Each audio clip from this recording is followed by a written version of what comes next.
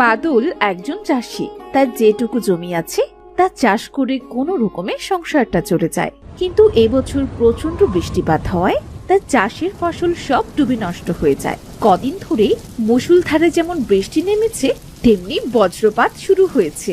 এমনই একদিন সকালে বাদলের স্ত্রী বাদলকে বলল, তুমি কি গো, সে কবে থেকে বলছি মেয়েটা আমার চিংড়ি খেতে চাইছে, তুমি তো যেন কথাটা কিছুতেই কানে তুলছো না। কানে তুলেও আর কি বা করবো গিন্নি, বলো। চিংড়ি মাছের যে দাম আর আমাদের যে অবস্থা, চিংড়ি খাওয়া মানে স্বপ্ন দেখা। তবু চেষ্টা করতে তো পারো একবার, নাকি? মেয়েটা আমার রাতে না খেয়েই ঘুমিয়েছে। আচ্ছা, বৃষ্টিটা একটু কমুক, তারপর নদীতে গিয়ে দেখি কোনো চিংড়ি পাই কিনা। কিছু সময় পর বৃষ্টি কম হলে বাদল তার স্ত্রীকে ডেকে বলল, গিন্নি, ও গিন্নি, ঘর থেকে জালটা এনে দাও দেখি। বাইরে বৃষ্টিটা তো কমলো, এইবার নদী থেকে ঘুরে আসি। এই নাও তোমার জাল, তুমি ফিরে এলেই দুপুরে রান্নাটা বসাবো, বুঝলে? যদি কিছু চিংড়ি পাও তবে আর চিংড়ি মাছের বড়া তুলবো, আর সাথে খিচুড়ি। আচ্ছা আচ্ছা, বেশ।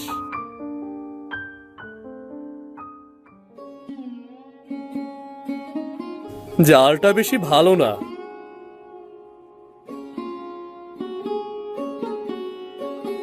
জালটা বরং এখানেই ফেলি। বাদল বেশ কিছু সময় নদীতে জাল ফেললো, কিন্তু তার জালে কোনো মাছ উঠল না। না, একটা চিংড়িও তো জালে বাঁধলো না।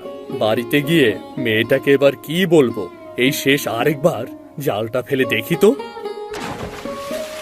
না, এবারও একটা মাছও জালে আসলো না। সেই সকাল থেকে জালটা টানছি। হায় সৃষ্টিকর্তা, তুমি তো একটা চিংড়ি অন্তত মেয়েটার জন্য জালে দিতে পারতে।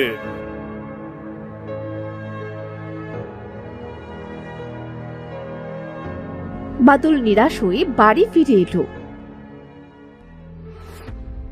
কি গো, ফিরলে বুঝি? কই চিংড়ি কই? ওমা, একটাও চিংড়ি পাওনি বুঝি? না গো গিন্নি, একটা চিংড়িও পাইনি।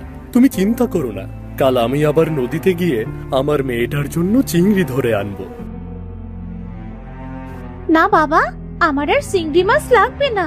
তোমার আগে অনেক টাকা হোক, তারপর না হয় আমরা রোজ চিংড়ি খাবো। কিরে দাদা, বাবাকে বল না। হ্যাঁ বাবা, তোমার কষ্ট করে নদীতে আর চিংড়ি ধরতে হবে না। তুমি ভিজে কাপড় ছেড়ে শুকনো কাপড় পরে ঘরে এসো।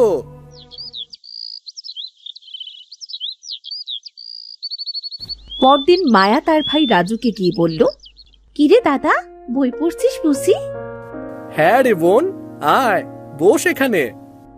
দাদা জানিস, আমার না আবারও চিংড়ি খেতে খুব ইচ্ছে হচ্ছে। চল না দাদা, আজ তুই আর আমি গিয়ে নদী থেকে কিছু চিংড়ি ধরে আনি।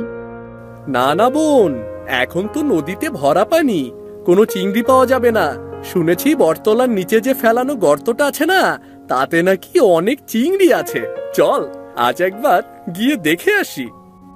আচ্ছা দাদা চল, তবে মাকে কিন্তু বলা যাবে না, বললে তো যেতে দেবে না। চুপি চুপি বের হতে হবে। তারা দু ভাই বোন বাড়ি থেকে বের হয়ে রাস্তা দিয়ে হাঁটতে লাগলো।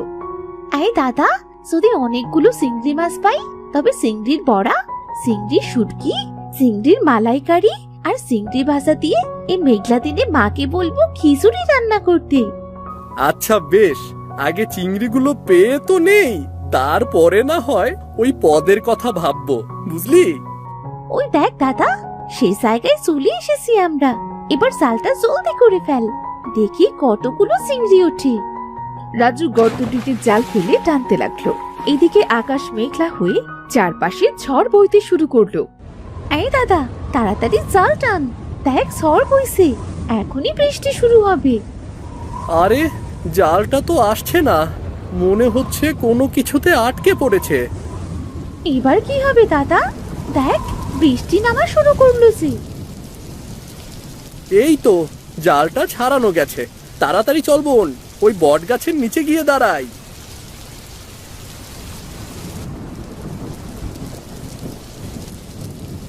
ও মা দাদা, দেখ কতগুলো চিংড়ি বেঁধেছে। চিংড়ির কথা পরে ভাববি, আগে চল এখান থেকে। হ্যাঁ দাদা, আমার না খুব ভয় করছে রে। এবার বাড়ি ফিরবো কি করে? চারপাশ দিয়ে অন্ধকার হয়ে এলো। এমনি শুনেছি বটগাছে নাকি ওনারা থাকে। যদি সত্যি সত্যি এবার নেমে আসে। ওনারা মানে ভূতের কথা বলছিস নাকি?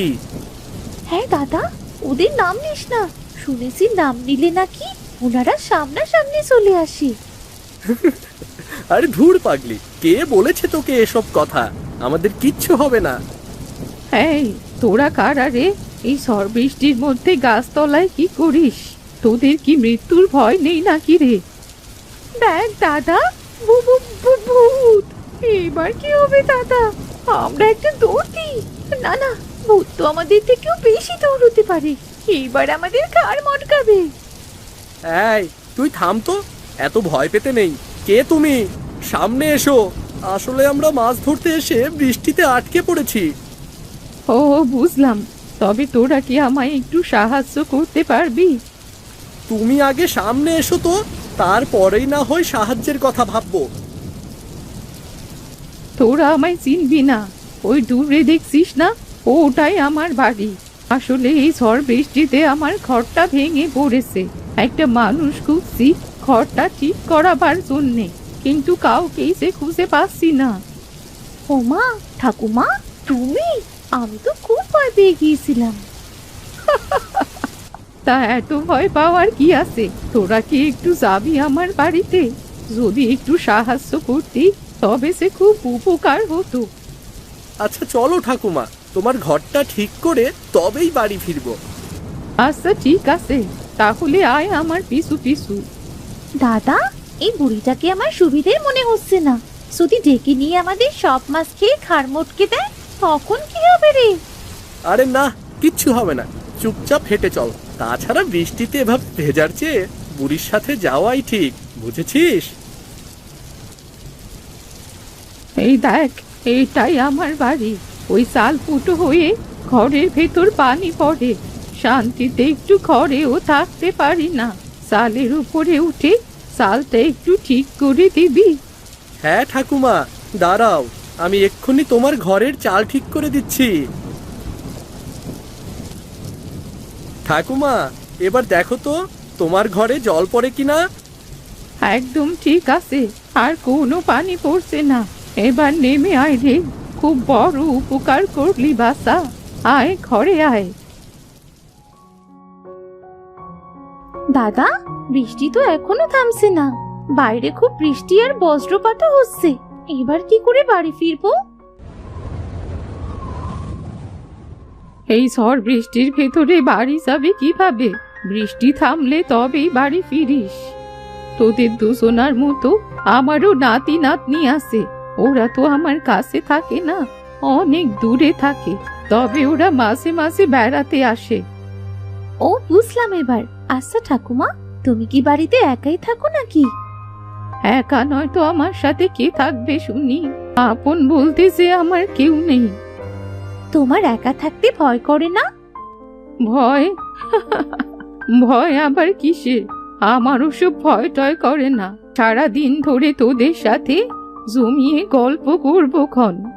ঠাকুমা, জালটা তবে এখানে রাখলাম গো।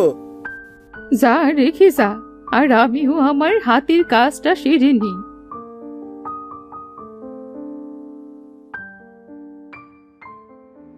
দাদা, এই দাদা, দেখ না, জালে যে একটাও চিংড়ি নেই। আমাদের চিংড়িগুলো সব গেল কোথায়? চিংড়িগুলো নিয়ে তোদের চিন্তা করতে হবে না রে।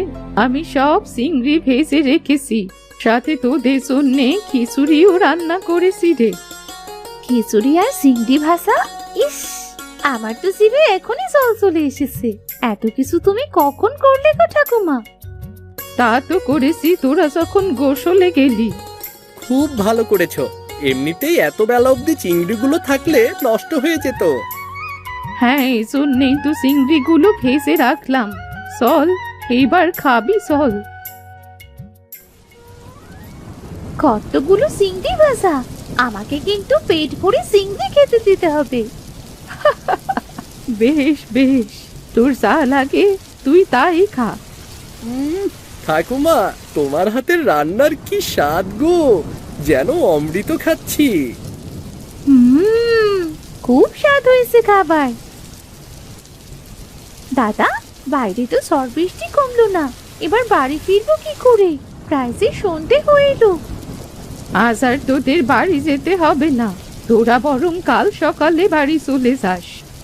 কিন্তু মা বাবা যে বড্ড চিন্তা করবে। সে একটু করুক, কাল সকাল সকাল উঠে বাড়ি ফিরে যাস।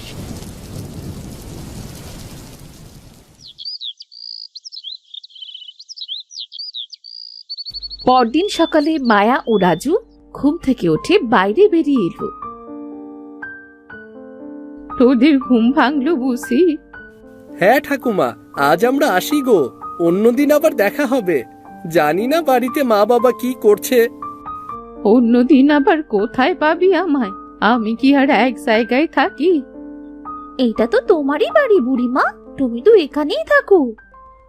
না না, আসলে কাল আমি তোদের মিথ্যে বলেছিলাম। তোরা যদি আমায় ভয় পাস, এই জন্যে। আমি কোনো সাধারণ মানুষ নই রে, আমি তো একটা পেতনি। কি যাতা বলছো? ওগো ঠাকুমা, তুমি কেন পেতনি হতে যাবে? মিথ্যে কথা বলছি না গো বাসা, আমি আমার রূপে ফিরলে তোরা আবার ভয় পাবি না তো? তুমি তো অনেক ভালো ঠাকুমা, তোমায় দেখে ভয় পাবো কেন? আচ্ছা বেশ, তবে দেখ তাহলে। এবার বিশ্বাস হলো তো আমি যে পেতনি? হ্যাঁ, তা তো হলো, কিন্তু তুমি পেতনি হয়েও এত ভালো কেন? আর আমাদের এ বাড়িতেই বা কেন নিয়ে এলে? আসলে কাল তোদের দু ভাই বোনকে ওভাবে ভিজতে দেখে আমার খুব মায়া লাগছিল, আর তাই তো তোদের মানুষ রূপে তোদের এই বাড়িতে নিয়ে আসি। তুমি খুব ভালো গো ভূত ঠাকুমা, তুমি ভূত হয়েও আমাদের কত যত্ন করলে। এই নে, এই কৌটোটা রাখ। এটা কিসের কৌটা গো ভূত ঠাকুমা? এইখানে কিছু চিংড়ি মাছের খাবার আছে। এই খাবার থেকে এক চিমটি যদি নদীর জলে দিস, তবে সেখানে অনেক বড় বড় চিংড়ি এসে হাজির হবে। এটা মায়াবী চিংড়ি খাবার। সেই চিংড়ি বিক্রি করলে দেখবি তোদের সংসারটাও দিব্যি ভালোভাবে চলে যাবে। এতটুকু খাবার? এতটুকু খাবার তো কি হয়েছে, সারা জীবনেও এই খাবার ফুরোবে না গো। এই কৌটোটাকে ধর। তোমাকে অনেক ধন্যবাদ গো ভূত ঠাকুমা, আজ আসি তাহলে আমরা। রাজু ও মায়া ভূতপুরীর কাছ থেকে বিদায় নিয়ে বাড়ি ফিরে এলো। বাড়ি এসে দেখলো তাদের বাবা মা খুব কাঁদছে। কোথায় গেল আমার ছেলে মেয়ে দুটো? খুঁজতে তো আর কোথাও বাকি রাখিনি। ওগো, আমার ছেলে মেয়ে দুটোর কি হলো? ওরা কি আর কখনো ফিরবে না? মা, তুমি এত কাঁদছো কেন? এই দেখো মা, আমরা ফিরে এসেছি। তোরা তোরা এসেছিস? কোথায় ছিলি কাল থেকে? সে অনেক লম্বা ঘটনা মা, দাদার কাছ থেকে শুনে নাও। দাদা, দাদা বল না বাবা মাকে। আমরা কত চিন্তা করছিলাম জানিস তোরা? এটা অন্যায় সেটা বুঝতে পারছি বাবা, তবে আমরাও যে বিপদে পড়েছিলাম। কি বিপদে পড়েছিলি বাবা? এরপর রাজু তাদের সাথে ঘটে যাওয়ার সমস্ত ঘটনা তার মা বাবাকে খুলে বলল।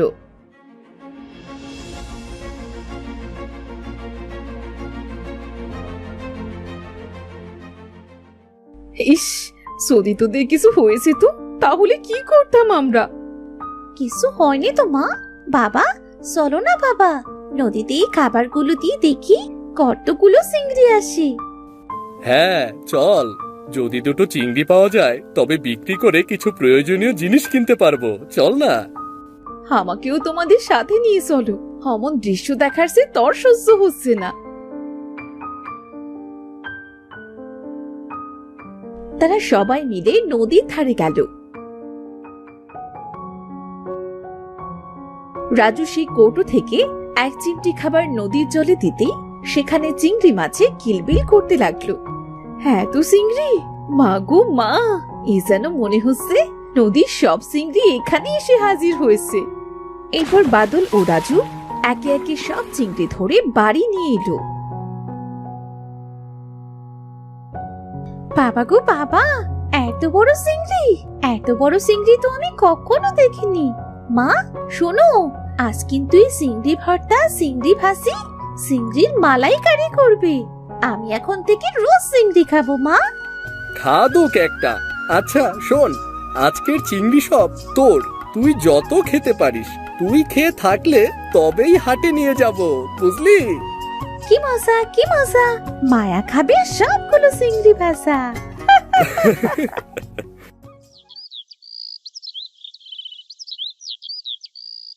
এরপর থেকে বাদল ও রাজু একসাথে চিংড়ি ধরে তা হাটে বিক্রি করত।